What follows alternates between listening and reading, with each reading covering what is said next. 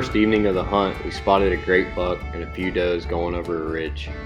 Darian, myself, and our guide John circled around to the bottom of the valley to watch through our spotting scopes as the rest of the guys started a stalk from the top of the ridge.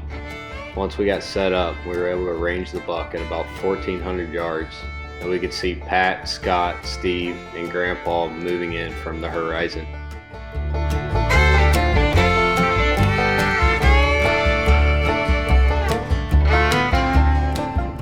Unfortunately, the buck followed the does down into the valley and they weren't able to get a shot. Pat gave us the signal to go after the buck after deciding that they would go in the other direction and continue glassing.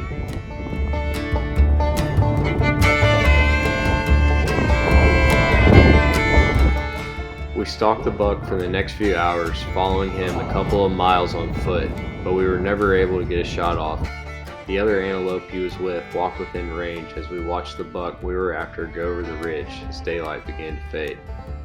We decided to head back to camp and try to relocate him first thing the next morning.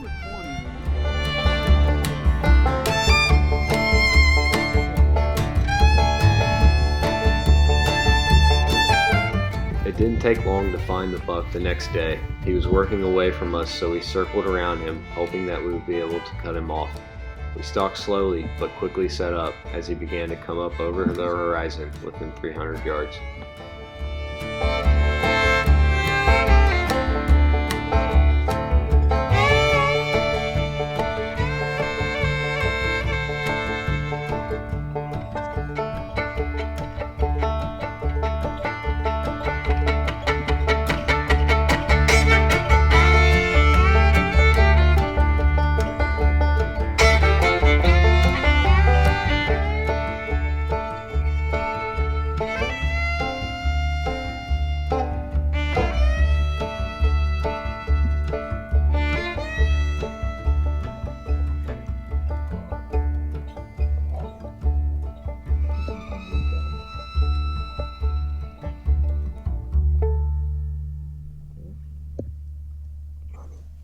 Do it.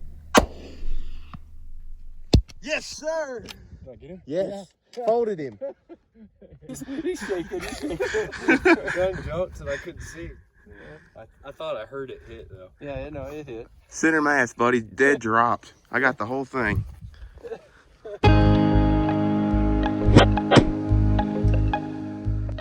Just like that, I was tagged out. Huge thank you to my guide John and my buddy Darian for being there to experience it with me. But now it was Darian's turn.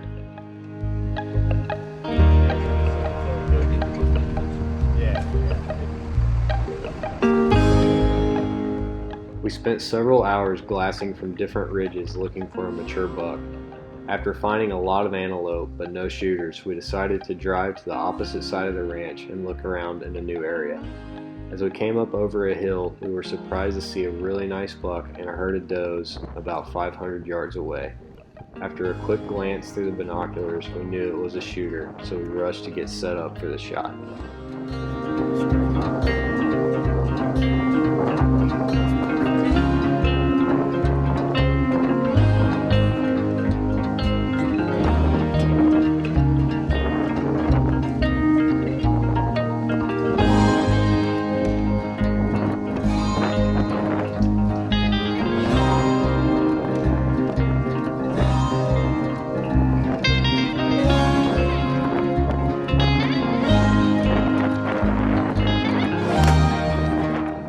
Darian took the shot at about 400 yards and missed high.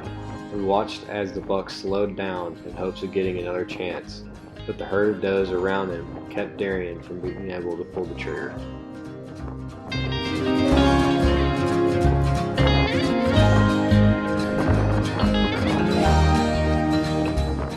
We watched as they moved out of range and started devising a plan on how to get in front of them.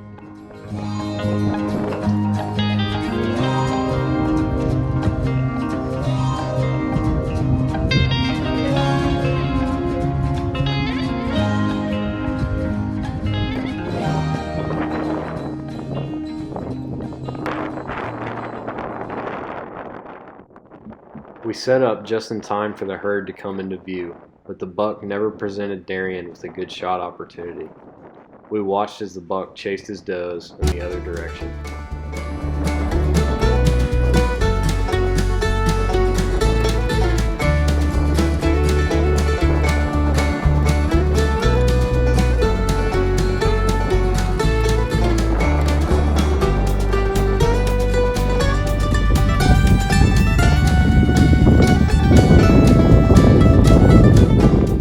We spent the rest of the evening playing cat and mouse with the buck, and it was difficult to get within range because of all the sets of eyes the buck had with him. Every time we got close enough to get ready for a shot, the does would run and the buck would follow. We eventually ran out of daylight and headed back to camp without getting another chance.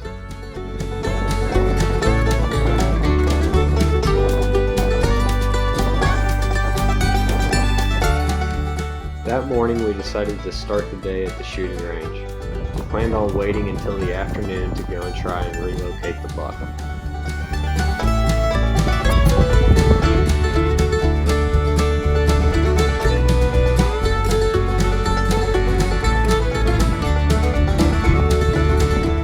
While setting up to shoot, we noticed there was a nice buck and a few does off to our left, about 900 yards away. After watching for a few minutes through our spotting scopes, Darian decided he wanted to try and take a shot.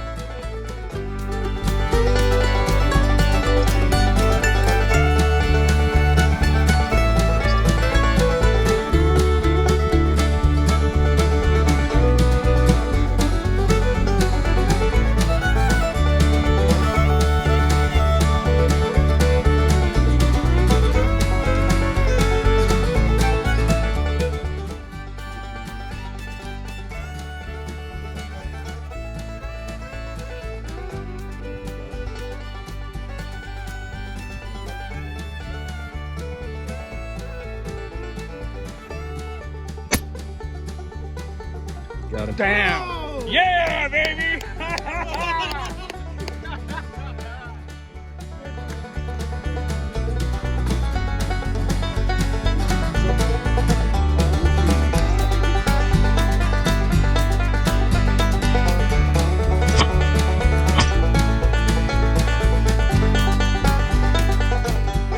After learning about long-range precision shooting and spending a couple of days on the range with Scott, Darian was able to put the buck down from 868 yards away.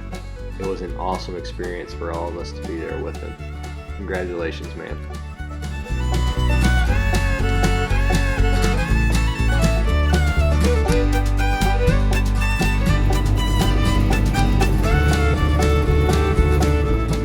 Now that it was Scott's turn, we decided to head back out and look for the big buck we had chased the night before. As luck would have it, the buck was in the same area. Scott, John, and I took the Polaris back behind the ridge before sneaking up below a pond bank. We knew if we could get there, Scott would have a chance to take the shot.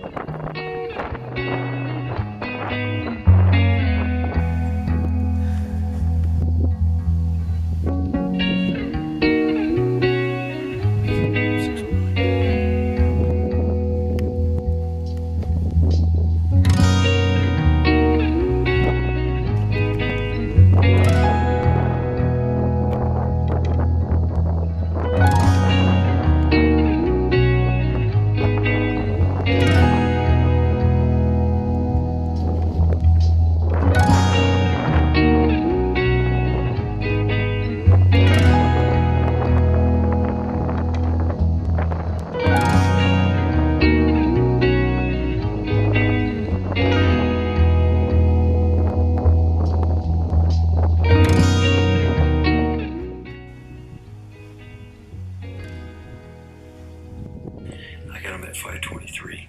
Alright, I've got 523, but he's bedded down, and I got 473 a couple times. So, let's plan for both. That sounds good, I got that too. Okay, so, looking on my ballistics chart, at 525, I need a 2.7 hold, and in case we laced him, too far, and with that, what we think is the grass, Right. being 473, that hole would be 2.3. Okay, So if I miss high, just let we'll me go know 2.3. to go to 2.3. Got it. What do you think of the wind? I think the wind, so the wind's blowing directly at us. The wind from the left has died right now. It's a good time to take the shot, and the wind cancels itself out since it's at us, so I'm gonna do a center hole. Yeah, it looks good right now. All right, I'm ready. Okay, I got you.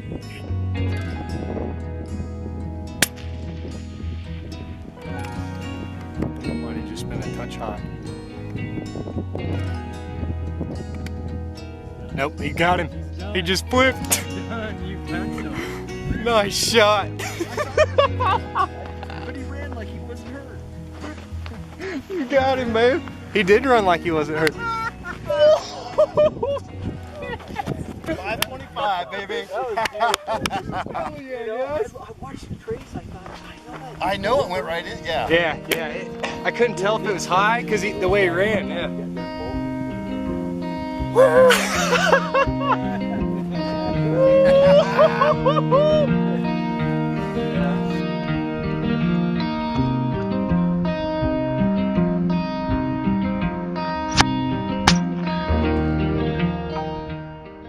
It was no surprise that Scott made a perfect shot on this giant bedded pronghorn from 525 yards away.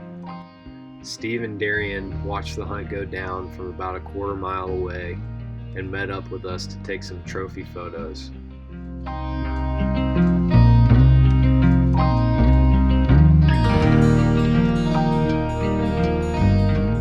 We made it back to camp just in time to catch the last sunset before our departure the next morning. Dad and Grandpa had been split up and hunting with their guide Pat during the week and also found success on some great pronghorn. I couldn't have asked for a better experience hunting the plains of New Mexico, and it's a trip that I'll never forget.